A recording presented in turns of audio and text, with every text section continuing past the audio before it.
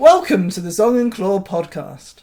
Today we'll be talking about the 9th generation of consoles.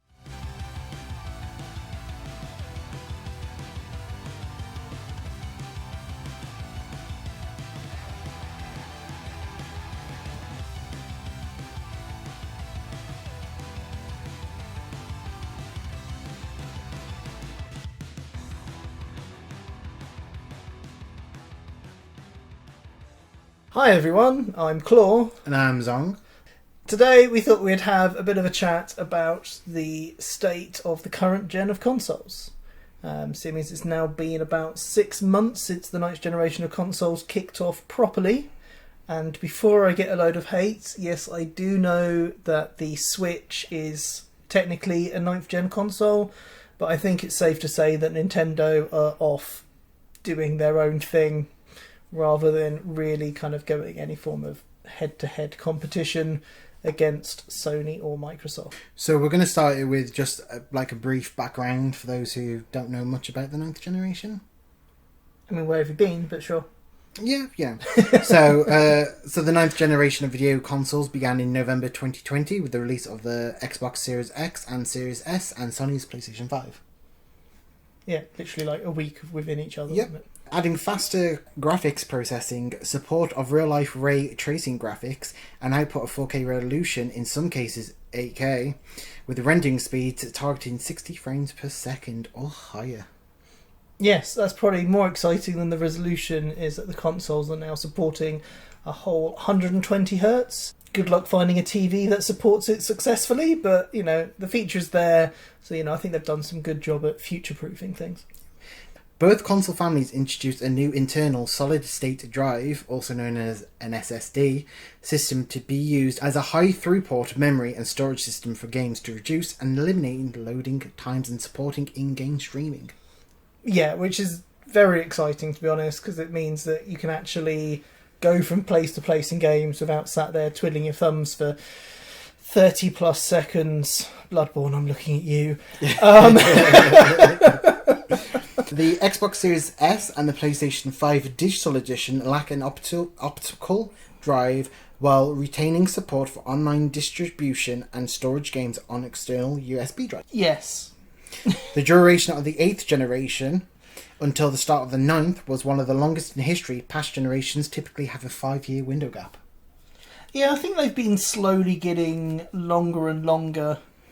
Sort of since the PS3, that generation was 6-7 years, and then the last generation has been epic.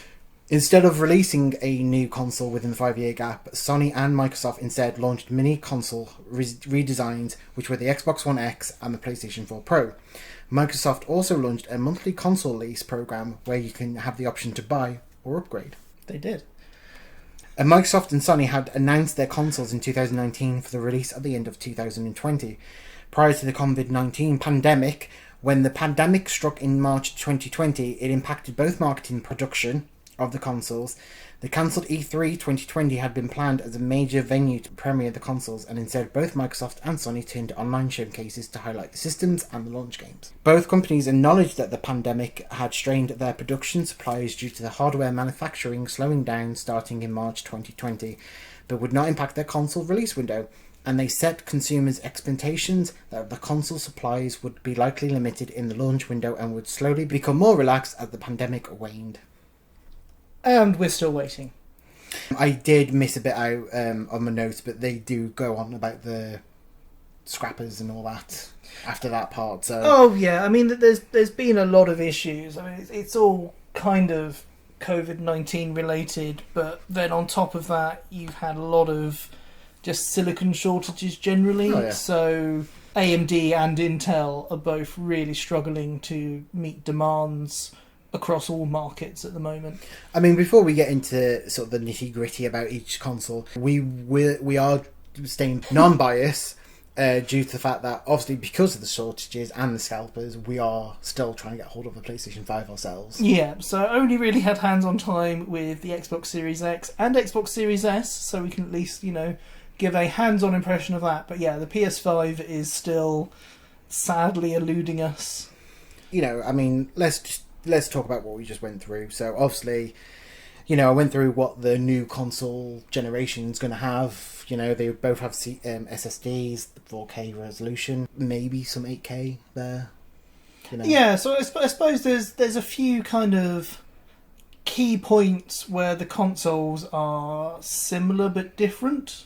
Yep. So obviously, like touching on the big new sort of headline features, the SSDs is probably the biggest thing over just the raw power increases, and they've both gone for two slightly different approaches to that.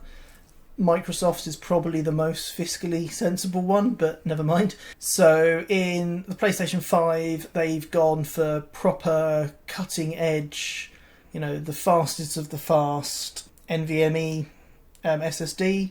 I won't go into what NVMe is now, just know it's fast. But that then becomes very, very expensive, hence why the PS5 comes with some really weird quantity of it. I think it's like 850 gigabytes or something like that. It's a bit bizarre. Whereas Microsoft have taken the route of they've gone for, it's still an NVMe SSD, but they've gone for a slightly slower one. So it doesn't have the same bandwidth, but it is a far cheaper chip to get hold of. And what they've done is they've developed what they call the Velocity Engine. So they've done some custom chip wizardry to kind of try and bridge that gap in the speeds, and produced like a controller that helps move data around more efficiently and quicker than just using sort of the standard buses and that they could have just gone with.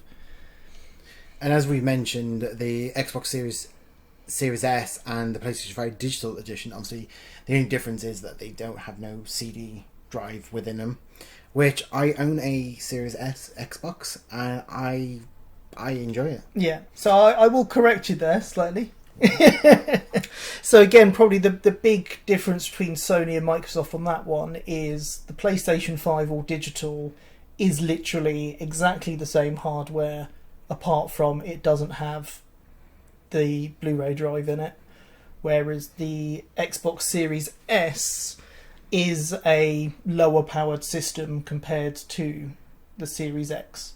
So the Series X is spec'd at trying to target your 4K super crisp graphics, whereas the Series S is spec'd with the theory that it should be able to deliver the same quality of graphics, but only hitting around 1080p to 1440p in resolution. And this is why I don't do the technical side of these things. I'm just trying to think of the other key... And like I said, I've got the Xbox Series S, and I don't miss the CD drive. Well, I do when there's a game I want to play that I've got, obviously, the disc of. But, that's when comes in handy. You've got two other Xbox Series X's in the household. You can just jump onto one of them. Oh yeah, we do have an advantage there. But we've discussed it in one of our previous podcasts about digital and physical. And I'm all up for the digital. So if I have to pay £10 for another game that I already own on disc, I'm not batting an eyelid about it. But if they expect me to pay another £50 for one I've already paid for on disc, then that's my error, not theirs. But yeah, and again, it's like the disc drive on the Series X on mine has been used to play Mortal Kombat because it was like half the price on disc. That's the only game I've used it for. Watched a couple of films, but again, I don't really watch many films on physical media anymore, if I'm to be completely honest. And also, while we're talking about like the digital physical thing, I know that it's not, but like E3, obviously they all had to do their own little thing last year. I know I read there that apparently Sony were going to showcase theirs at E3 2020, but from reports, PlayStation are no longer ever going to E3, unless it was just while they were trying to do the PlayStation 5, because let's face it, the last couple of ones they've been to, they've always been late going on. The last one they did was all that sort of, my French, bullshit, where they moved everyone into a tent to showcase Last of Us, then spent 40 minutes of their time moving everyone from that tent back into the arena to show more of The Last of Us. But yeah, well, I think a lot of the developers and the manufacturers and that have gotten a little bit lukewarm to E3 in recent years anyway. So it's going to be interesting to see who does show face at the all-digital E3 in 2 months' time. Bring it on. Sorry. E3 is the highlight of my year. I love it. Sorry, I really miss the Xbox voiceover do the world premiere. Sorry. Yeah, I don't know. I think I prefer Gamescom because it's at least targeted more at the fans rather than E3, which kind of started off as meant to be a industry fair rather than a consumer fair. But it all got weird and confused over the years. So, well, I'm just going to read out some facts about PlayStation 5. Okay. If you've got anything to add, please add at the end. Mm-hmm. I sound like a teacher. Raise your hand. So PlayStation 5. The primary goal of the PlayStation 5's development was to reduce loading times in games, particularly those that use in-game streaming, such as when the player moves across an open world. Yep. That should be evident with Ratchet and Clank when it comes out. Eventually. Yeah. After many delays again. I know every time we watch reviews about it or like comments about it, a lot of people say this is going to be the game that is going to test the PlayStation 5 for the fact that you can jump from world to world without loading screens. It's literally you open a portal, you go through, you're in the next world. Yeah. So it will be interesting to see if they can hold up on that. The PlayStation 5 was launched with 2 models. The base model includes an optical disc drive for most disc formats, including Blu-ray, UHD Blu-ray, and rental PlayStation 5 games. A cheaper digital model lacks the disc reader, but otherwise is equivalent to the base model. Both models support expanded memory options to store games and other data onto external drives. Do you agree? Disagree? Yeah, there's been a few hiccups with the external drive thing on the PlayStations. For some reason, if you unplug it at the same time, the PlayStation will then refuse to ever read that drive ever again, which has caused a few nightmares for people. It's like if you've got your system in rest mode and then unplug the drive, it completely foobars itself. I know they had a patch recently. I must confess I've not looked into to see if they've actually fixed that problem.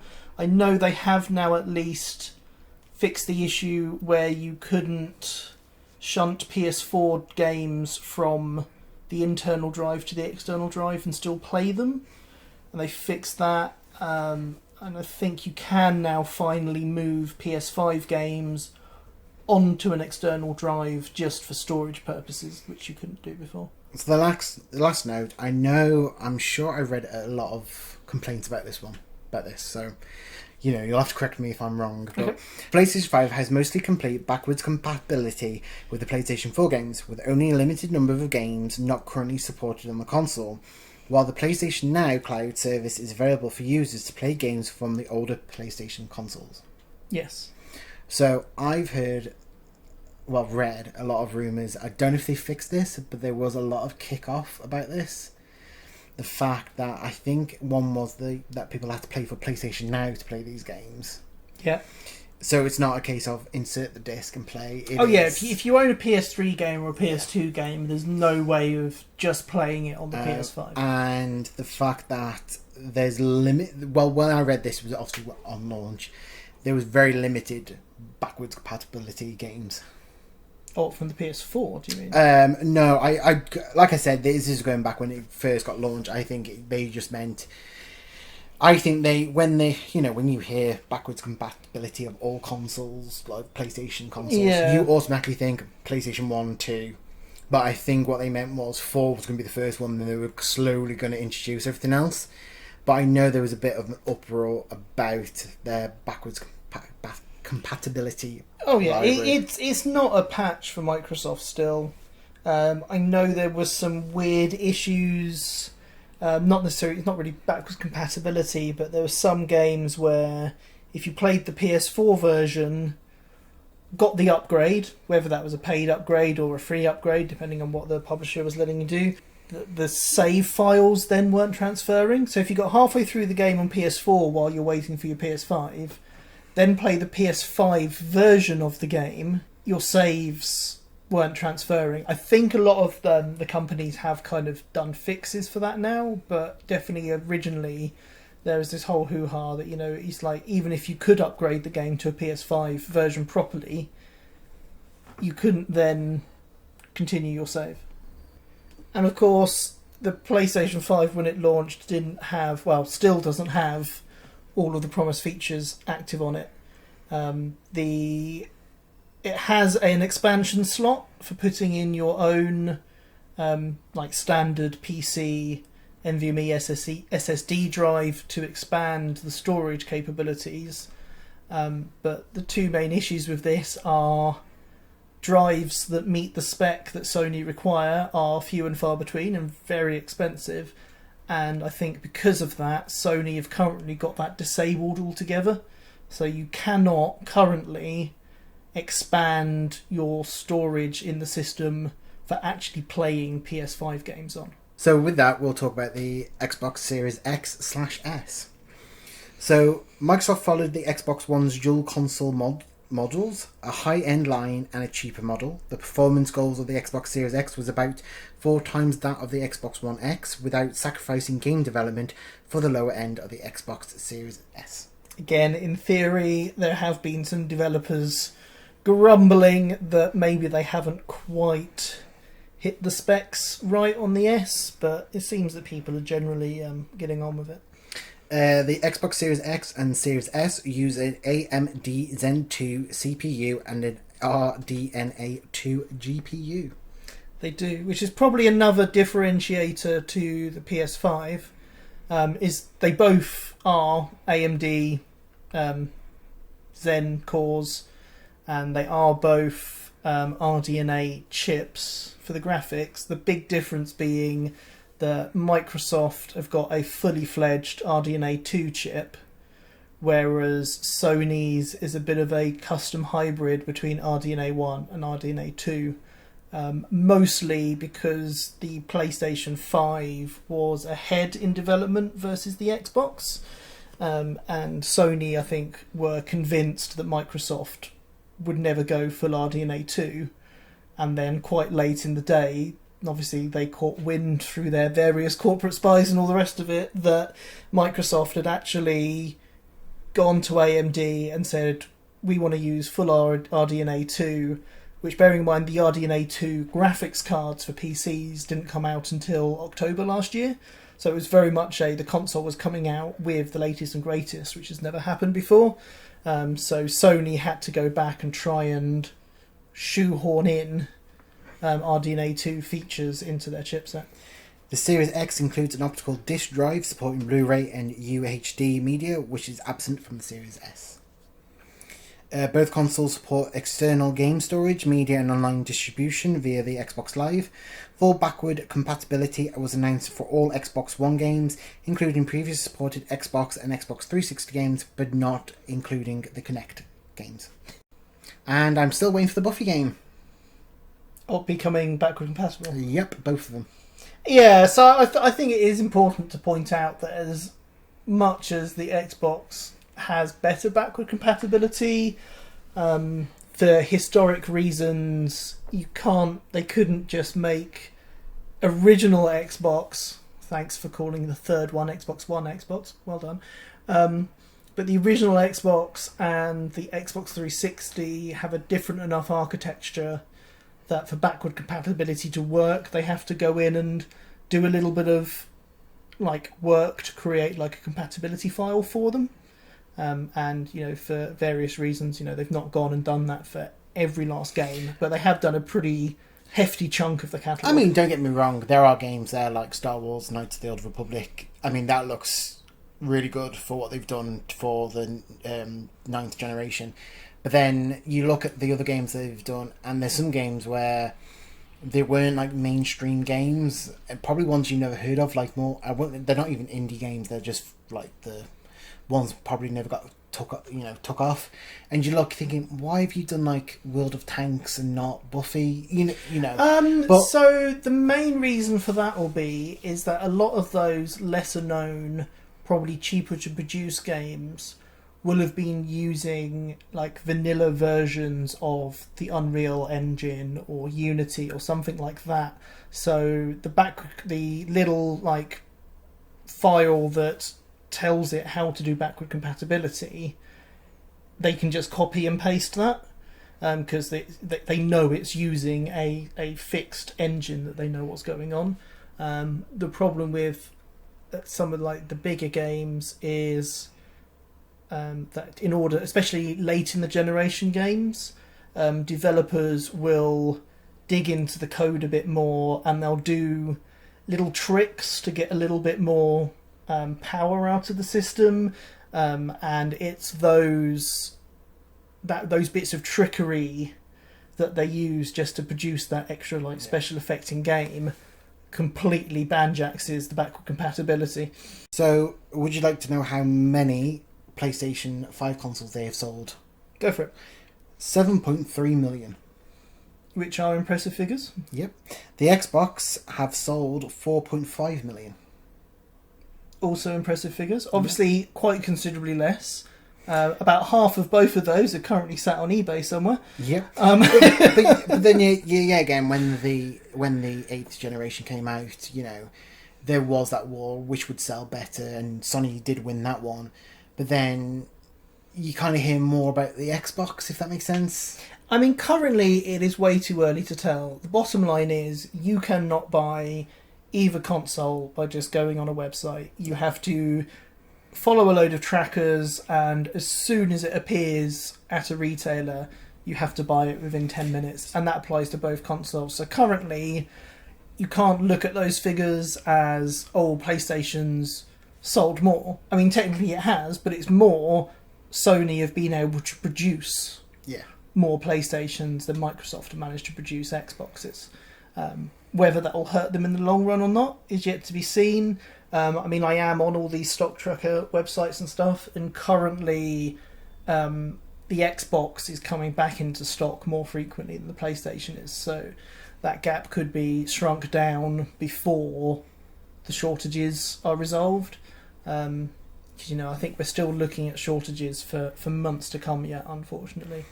And then the one console, you mentioned it obviously at the beginning of the podcast, the Switch. Obviously, like you said, technically it is an 8th generation console, but when I was doing research about this... What? It's technically a 9th generation console. If you let me finish. But when I was doing my research about the different consoles, they do mention how, like what you said, the Switch technically is an 8th generation, but because of the way it's fallen, and like you said, Nintendo are doing their own thing. They don't give a shit about a rival or anything. They're just getting on with it. It has fallen into the 9th generation. Oh yeah, and in terms of, if you purely take it from when Nintendo, in terms of how many consoles Nintendo have released, the Wii U came out with the Xbox One and the PlayStation 4. It just didn't last more than, 2 years? It wasn't very long. So it's like the Switch came out 3 years ago now, I think it was. Something like that. So yeah, the Switch is a weird one because it came out slap bang in the middle of the generations in terms of the general status quo. In terms of how many Nintendo consoles have there been, it makes it a 9th generation console. But again, it's not something that can be compared against in any sensible way against the other systems. Oh no, and just for clarity, you know, I know we're not comparing, but the Switch to date, when we looked this up, had sold 83.4 million consoles. Which is good going. Yeah. I believe that's more than Microsoft sold Xbox Ones.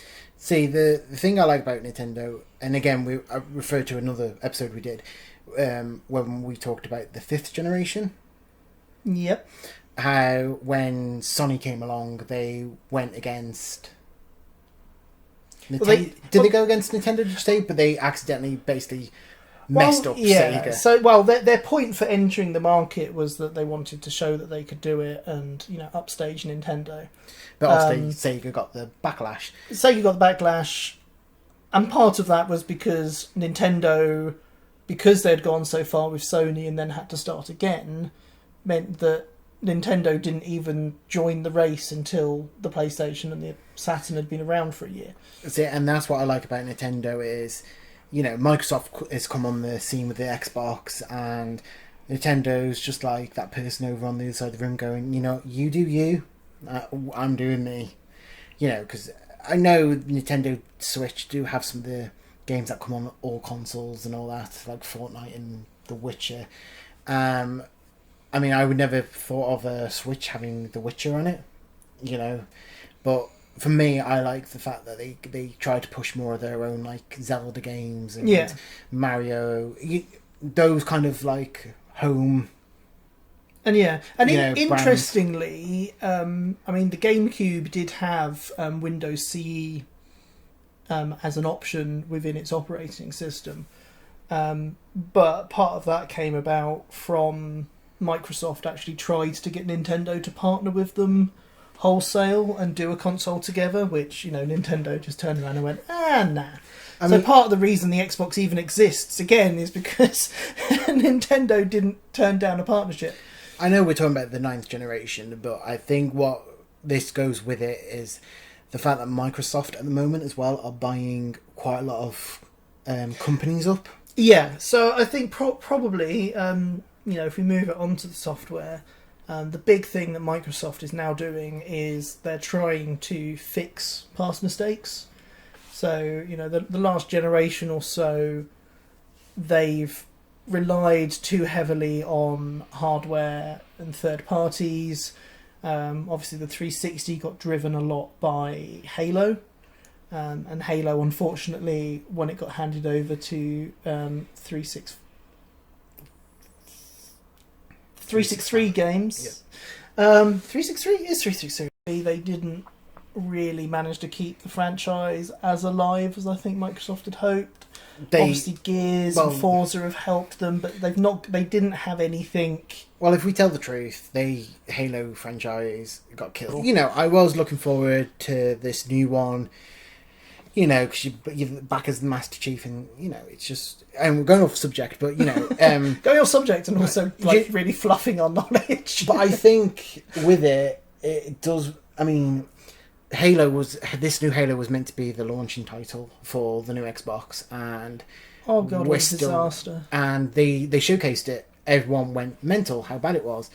They've re-released the footage where they've upgraded it. To me, the game looks okay. It's not what I was expecting. But it's going to be a tricky one. Obviously, they are going to be able to do work on it. Add more lighting effects and add some more kind of next gen glitz to it, but unless they take another 3 to 5 years on it, they can't change the fundamental structure of the game. It's like I said, when I said about Ratchet and Clank, where when that game comes out, that's going to be the testing for PlayStation 5 and how there's going to be no loading screens and all that. It's the same as Halo for Xbox. These two games were meant to be the launch titles for these consoles, and they've launched. We are still waiting for these games. And I understand they want to get it right, and they don't make themselves look like complete utter dicks, basically, for failing. Yeah. But at the same time, it's like how can you say which one's better, or have you promised us what you said you promised without these titles that can do all this stuff you're saying? And that's one thing I found very interesting about the launch is, quite frankly, both Sony and Microsoft completely dropped the ball in terms of software. Very early days, Sony were kind of seen as having an upper hand because they had some what was seen as being true next-gen exclusives in Mars Morales and the Astro game that actually came free with the console. They also then had the remake of Dark Souls as an exclusive. Obviously, it later came out that Mars Morales was going to be coming on PS4 eventually. I think it did, didn't it? Yeah. Yeah. Which then leaves Astro's Playroom and Dark Souls as a remake of an old game in itself. So, in actual fact, they had very little. Obviously, on the Microsoft camp, they were originally meant to be landing with, this big Halo game, even though it was a a cross-gen Halo game, but that obviously didn't materialise at all. So it looked bad, but really it was more good PR work by Sony rather than them actually having anything great to the table. And we won't talk about the remastered or HD'd version or whatever you want to call it of the Amazing Spider-Man game for the PlayStation 5, because a lot of people kicked off how Peter Parker in the PlayStation 4 version doesn't look anything like the PlayStation 5 version, to the fact that it looks like they got a different body double and used that. Oh, the PS5 version, they deliberately made it look like Tom Holland. But I don't know why they did that. And they charged people to buy the PS5 version of the game rather than it just being a free upgrade to the PS4 version. And while we're talking about this upgrade charge as well, I know when the consoles were coming out and they were saying, like, because obviously coming to the end of a console life, they, like PlayStation 3 did it with The Last of Us. As soon as PlayStation 4 came out, there was all of a sudden a PlayStation 4 version of The Last of Us. When these new consoles were coming out, they were talking about upgrade, and there was talk about some were going to be free. You just put the disc in, you'd be fine. And then rumours were coming out that Sony were going to charge you from $10 to $50 or pounds, whatever, to upgrade it. And it's like, I've already bought the game. Why am I paying? Oh yeah, and Microsoft did very much jump on that with going like, nope, we've got this smart delivery system. All of the upgrades are going to be free unless the publishers really want to be assholes. And I think there's a couple of publishers that started off wanting to charge for upgrades on both systems, and then were like, oh no, that's gone down really badly, so we won't do that. I mean, if it's an older title, I would understand like charging £10 or something. But if you've bought a game that is basically at the end of the life of the console, so let's say Last of Us Part 2, say, basically, let's face it came at the end of PlayStation 4, like the first part did in PlayStation 3. That's like paying £50 for that, and then getting told, oh yeah, you can have an upgrade for an extra £20. It's like, yeah, but in a sense, then I've just paid £70 for a game. And I know games are going to get more expensive as new consoles come out or whatever they're going to do. But to ask, oh yeah, you need to give us an extra £20 and we'll upgrade it for you, it's like, well, I've just, But if you're asking them to upgrade, because there is rumours that they're redoing The Last of Us Part 1 again for the PlayStation 5. Again, which we don't need. But that's like, with that, if they were saying like, oh, you got PlayStation 3 version, okay, give us £20 and we'll upgrade you to PlayStation 5. That I can understand a bit more. But if they were saying, oh, you got PlayStation 4 version, yeah, you need to give us £20 for that, it's like, no, because it came out at the end of the PlayStation 4. It's. But again, I think this whole thing and I think Microsoft have led the charge on this. There are so many games now that have had excess upgrades to them as just a free. Oh yeah, we've turned on a few extra features. We've done this, and we've made it from 30 frames to 60 frames, and all those kind of. It's not doing a major overhaul of the game. But there's so much of that going on that I think the last generation's obsession with remakes and remasters is probably going to be questioned a lot more by people now. And again, I think it's because of where computer graphics are coming, it's a lot easier to take a PS4, Xbox One era game and change a few settings in the background on it to suddenly make it look better, run smoother, and still look really, really good. That it's going to be very difficult to remaster PS4, Xbox One era games in a way that is worth people spending money on. Yeah, I can still see it. If you want to take an Xbox 360 game or PS3 game and give it like a real kind of like proper working over, give it new models and all the rest of it, so it really kind of brings it up to date, then that's maybe worth the money. But if anybody tries remastering things, whereas I think before, going from PS3 to PS4 or Xbox 360 to Xbox One, there's a bigger gap to fill. Whereas now the gap just isn't there to make a PS4 or an Xbox One game, look better to a degree that's worth extra money. It's like, yeah, you can take, especially like a lot of Xbox One games that are only like 900p. Yes, you can make them 1080, you can make them 4K, but the amount of work involved in that is fairly minor by comparison, and that's all they need to do because the model quality and everything is already up there. And that's like what I said. I know there's some original Xbox games that you can buy again on the store, and they're enhanced for the Xbox Series X and S, and they're only like £9 something. To me, that's fair enough. I'm not, in my head, I'm not expecting top end realistic graphics to as far as the new consoles can push it. I'm just looking for, if it's enhanced, I would like to know that when I play it, it's going to look better than it does back then. Yeah. So spending that £9, I can justify spending that £9 on that game just to have it digitally on my Xbox, on my account.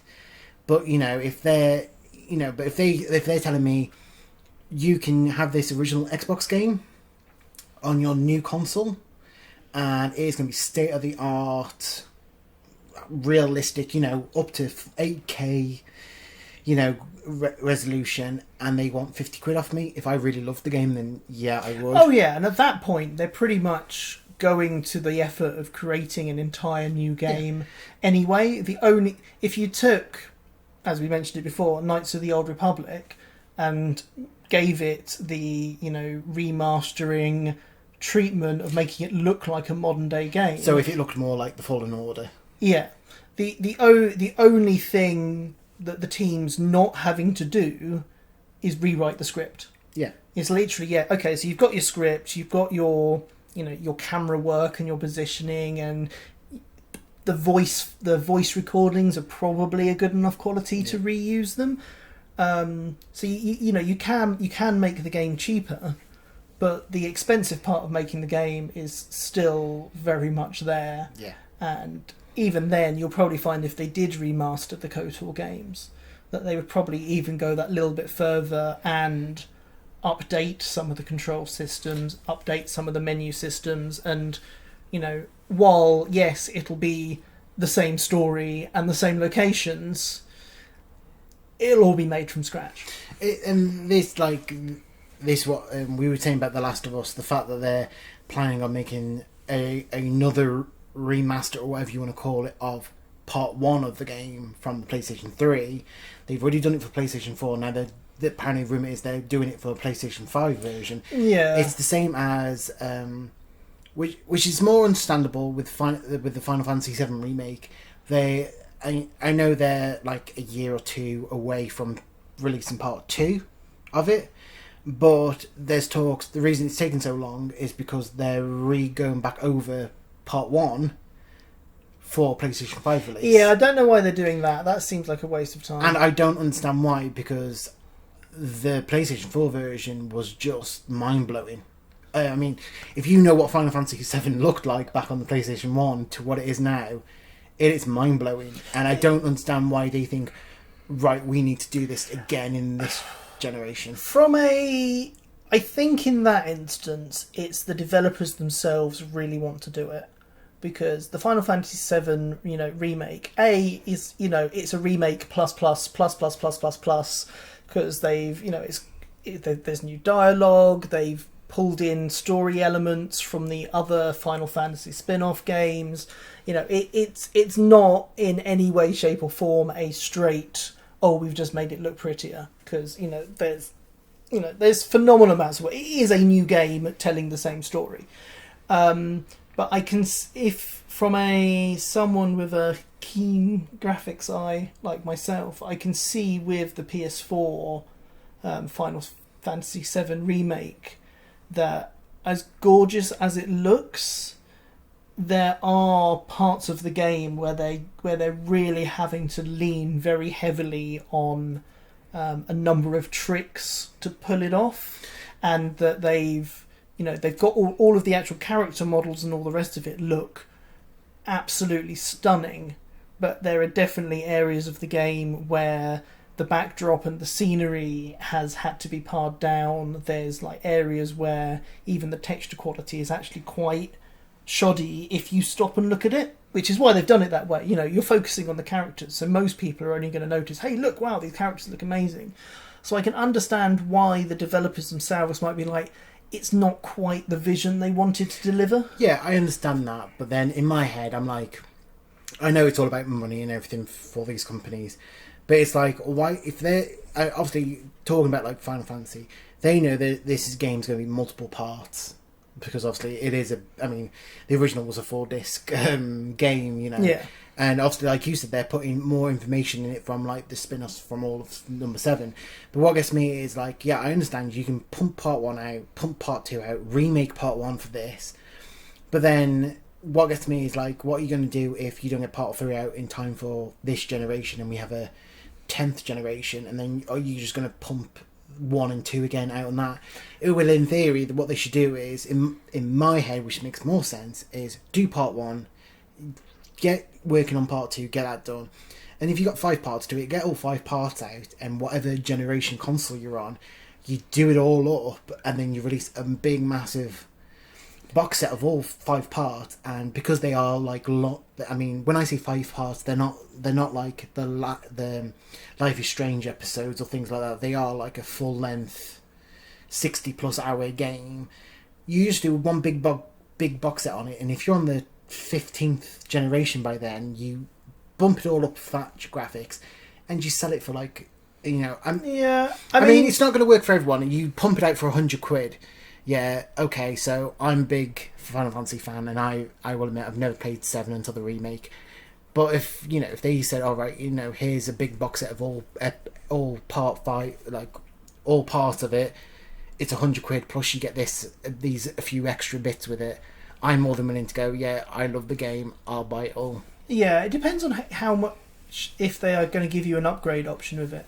I think what they're doing with this is because, as you say, it's part 2 isn't the end of it. There's at least a 3, if not a 4th, if not a 5th part. So they are probably looking at it that there's work that they need to do on their engine, because it is all the Luminous engine. So they're probably doing work on that for the new consoles, which will be going into part 2. And probably their fear there is that part 2's then not going to look consistent with part 1 on the new consoles. So they're probably going, actually, because of where we've landed in the console cycle, we'd really like to have part 1 on the new consoles looking like the rest of the game's going to look. Yeah, I understand that, but then that's what I'm saying. Like, what happens if they never get part 3 out in time? Because, let's face it, Square Enix have got this habit of announcing these games and spending it the next 5-6 years developing it. But what I'm saying is they'll do that with part 1 and part 2. Then what if they don't get part 3 done in time and we're on the next cycle of generation? They're gonna, if their mentality is like how you just described it, then that means, oh, hang on, we can't get 3 out yet because we've got to do part 1 and part 2 to the standard of this so everyone can play it. To me, that's just wasting their time. You're gonna piss fans off, because let's face it, they've had problems with Kingdom Hearts. A lot of fans got pissed off with the massive wait for 3. Even when they announced 3, there was still a massive wait. They've announced Kingdom Hearts. They've announced Final Fantasy 16. We're probably going to wait another 2 years for that. Yeah. There are other games they have announced, and it's like no shows. And they've announced they are working on the next Kingdom Hearts. But this is what I'm saying. It's alright announcing it and taking years, but this whole, this was on last gen, let's remake it for this gen, you could just keep doing that constantly. You could do. I think in the case of Final Fantasy VII, because there are areas where clearly they couldn't do what they wanted to do, I don't foresee that if they do then stretch into the next generation that they'll have that same problem again, so they'll probably be more happy just to get it finished. As I said, at the moment, a thing I noticed playing the game is there's definite areas where you can see that they've just had to go, screw it, we're just going to have to tone down the tone down the quality on this bit and just move on, just to make the game work. Which I think they're wanting to rectify that. So I guess probably a bit of a sum up. Currently both of the consoles are fairly level pegging. Obviously there's a lot of news about the PlayStation 5's sold more than the Xbox, but I think it's more the what's going on in terms of what the two companies are doing to try and cement their position in the market. Now Sony are very much still pushing their age-old rhetoric of, we produce the best exclusive AAA games, look how amazing and flashy and amazing our games are. And I've said amazing twice, I do apologise. But it kind of feels they're stuck in a bit of a rut with that, and they've had a bunch of games delayed, which has kind of like held them back a little bit, and they've always got that issue, or they always will again have that issue, that when it comes to third-party games, that obviously depending on the game, some the two consoles are similar enough in power that there will be games that look better on PlayStation, there will be games that look better on Xbox, but on the whole, as things mature, the Xbox should be able to carry the flag of, we've got the best third-party games. I just want to throw in there as well about Sony, is like you saying they're in a rut and everything. I think what's not helped them either, and this is just me thinking, is, remember, like, as generations have gone on, they've kind of lost the exclusive right to Tomb Raider. They've lost it now to Final Fantasy, because Final Fantasy's on Xbox now. Even the old ones are on Xbox now. Yeah. Kingdom Hearts is now on Xbox. Yeah. It's as if they're losing grasp of what... I'm not saying they're the only 3 game titles that drew people to Sony, but that's one reason why you would buy an Xbox for the Halo, and then you would buy a Sony PlayStation for Tomb Raider or Uncharted or whatever. But I've noticed now we're hitting this new generation, it's like a free-for-all. It's like, nah, we're going to put it on all consoles now. No, they're all going on all consoles. And I'm not just saying it's Sony, it can work for Xbox as well when they've lost titles. Yeah. And I think that doesn't help either. And I know I interrupted you, sorry, but you were saying like they're in that rut, and I would be a bit peeved if I was an owner of a company who had not the rights, but I was the exclusive console who had Tomb Raider, and all of a sudden I've lost it to my competitor. Yeah. Well, don't forget on that one, it's Microsoft that funded Rise of the Tomb Raider. Oh yeah, I know that, but that's what I'm saying. It's like, we've just lost. Yeah. And I'm not saying PC gaming isn't gaming or anything, or isn't as important. And I know you got Tomb Raider on PC, but compared to the consoles, it's like it's like losing a baby. She grew up on PlayStation, and that's like if you saw Crash Bandicoot, which it is, on Xbox all of a sudden. If that's like Spyro, which it is again on Xbox, that's if they suddenly just go, oh, we're going to remake Uncharted. By the way, it's going to be on Xbox as well. It's like, Sony. I can't. In my eyes, it's like Sony's either pissed people off, and they're like, what, screw you. Or it is a case of Microsoft are going, we're coming for you. Yeah, and that's the thing, is Microsoft have gone out. Obviously, there's the big Bethesda acquisition. Yeah. But I think in their massive expansion of their own studios, they've tried to get a bit more breadth in there. So they're not just going after these AAA blockbuster games. They're trying to get a little bit more variety in their exclusives. Yeah. Obviously, everything they're doing is going straight to PC as well. But I think that's partly Microsoft acknowledging that, to get a PC that will run a game to the same level as an Xbox One X or a PlayStation 5, you're looking at paying £1,500+. It's 3 times the cost to get a similar system currently as a PC. And obviously later in the generation that changes, but in the here and now, you have to spend a lot of money to get a PC that can stand up against the new consoles. Obviously, as we said, they're really expanding the studios, they're really trying to up their game on the exclusives, but I think the killer that Microsoft has come to the table with is Game Pass. Have PlayStation done that? Yeah, and again, that's the other sort of the big blow of Game Pass, is on top of them expanding their exclusives is they're also going out there and they're grabbing multi-platform games, but again, getting them on Game Pass on release day. Yeah. So Outriders on release day. Even more hilariously, MLB The Show, obviously not relevant to our UK listeners, but for the Americans, MLB The Show, massive PlayStation exclusive, made by Sony, is now coming to Xbox, and it's going to be on Game Pass day one. I mean, it's really... I mean, I'm trying not to be biased here, but it's really difficult to not see how much of a game changer this is and how much Sony need to stop relying on past popularity and really pull their finger out and do something. You know, Microsoft are playing a clever game here. I mean, for those who have never owned a PlayStation in their life and have heard about Final Fantasy, you've kind of just, Microsoft have just gone, you know what, here, have it. Yeah. Just go for it. It's actually, you saying all of that, it's kind of interesting, Square Enix at the moment, because they're kind of playing both sides a bit, but I think they're literally playing both sides for the money. Yeah. So they're siding with Microsoft and chucking a whole load of their stuff onto the Game Pass, which obviously Microsoft are giving them money for. Yeah. And, they're quite unashamedly doing that.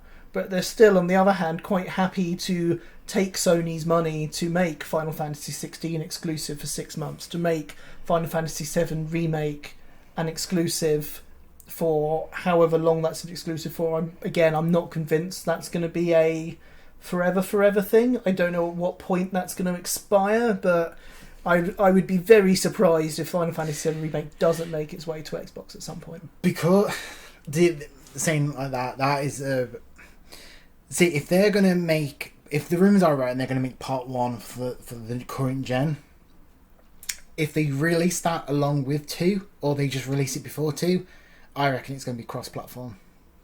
Yeah, I don't think they've made any announcement along those lines yet. No, I don't. Like I said, it's only rumoured that it's taken so long for part 2 is because they're rendering part 1 to do the same graphics, or however they're going to do it. But if they do release that part 1 as next gen resolution, I've got a feeling it's going to slip straight into Game Pass on Microsoft if it does, and it's going to be cross-platform. Yeah, and it might not even be quite that way round. I mean, maybe the exclusivity with PlayStation will see part 2 coming out on PlayStation, and then 6 months later they'll do a big parts 1 and 2 release onto Game Pass and bring it on Xbox that way. I think generally speaking, both consoles are amazing bits of kit. I wholly intend to have both of them eventually when I can get my hands on a PS5. My current gut feel is that I think Microsoft are, for me, in the lead in terms of features and what they've got going for them. I think it's still too early to tell if that's going to be enough for them to, air quotes, win the race. But at the same time, I'm not entirely sure that Microsoft are even trying to win that hardware sales race. And I don't think it matters if they do or they don't. I think, both platforms, for my mind, need to stay around. I want both platforms to stay around. I want to enjoy games on both platforms. But we shall see what happens. I just hope that Sony kind of wake up a bit and start realising that they do have a fight on their hands and they can't just rest on their laurels. So the news is, when the trailer released, it said exclusively to PlayStation, but they also said it was going to go to PC as well. In an interview, they digged a bit further. Apparently, Final Fantasy 16 is a time exclusive to PlayStation. Exclusive for 6 months, after which it can come to non-console platforms. So obviously it'll go to PlayStation first, 6 months later it'll go to PC. Yeah. Then 6 months after that, so 12 months in total, it will be released on other consoles. Yeah. So technically Sony are really losing Final Fantasy here. Oh god. Well, given that Final Fantasy 15 is already on Game Pass, is that PC version going to go straight to Game Pass, or are they going to wait until the 12-month mark and put it on Game Pass for Xbox and PC. And here's me thinking we're just going to talk about consoles for the next generation, and then we've come up with this whole theory. Yeah, but that's what it's about, right? So what are your sort of final thoughts on the generation so far? Well, like we said, taking out my beef with Microsoft support, I'm on Microsoft, if I'm honest. There are games coming out on the PlayStation 5 that I love, and overall Xbox, I think Microsoft are killing it. Anyway, guys, we've rambled on for a long time. For people's reference, we're at an hour and a half. I imagine you won't have been sat here for an hour and a half listening to us ramble after Zong's done his editing magic. But that's how long we've gone. And I think it shows that we are passionate about all of this. There's a whole bunch of things in my head that I'm like, I wanted to talk about this, that, and the other. So we will definitely come back to it probably in a few months' time when we hopefully have our hands on a PS5. I do think sometimes with these kind of episodes where we talk about next gen and all that, it like you said, you've got thoughts you want to talk about, but then it's like, do they fit in what we're talking about? Yeah. At the time, and I know we go off, and sometimes you lot don't hear it because I edit it out. But we do go off on little tantrums, which when I listen back to it, at the time they made sense. But when you re-listen to it, it's like, well, why are we talking about that for? Yeah. But it is one of those things where at times you say what you say in the moment. But anyway, guys, we won't take up any more of your time. Thank you for listening. And this will probably be a bit of a longer episode. But yeah. Hey-ho. Just not an hour and a half, eh? Yep. Hey-ho. So it's a goodbye from me, Zong. And goodbye from me, Klaw. And remember, guys, always keep it geeky.